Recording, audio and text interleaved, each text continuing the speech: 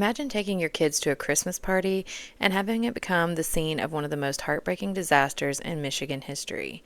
On Christmas Eve of 1913, hundreds of striking copper miners and their families gathered inside the Italian Hall in Calumet, Michigan. The copper country was already in the middle of a bitter labor strike. Miners were fighting for better wages, shorter hours, and safer working conditions. But for one afternoon, families were supposed to forget about that strike. There was music, Christmas festivities, and presents for the children. Then someone yelled, "Fire!" There was no fire, but the room erupted into panic. Families rushed toward the stairway leading from the second-floor hall to the street. People began falling, and within moments, bodies were piling on top of one another on the stairs. Parents desperately tried to reach their children. People outside tried to pull victims from the pile, but by the time it was over, 73 people were dead. 59 of them were children.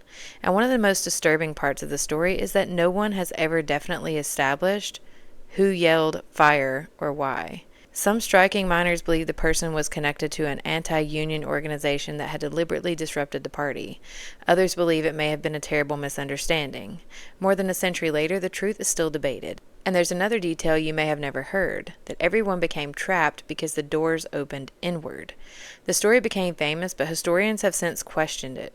Accounts from the time conflict, which is one reason the exact sequence of events remains controversial.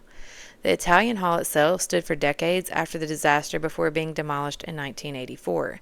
But if you visit Calumet today, you can still stand on the exact site. The Italian Hall Memorial Park preserves the building's original stone entrance arch, and behind it is a memorial engraved with the names of those who died.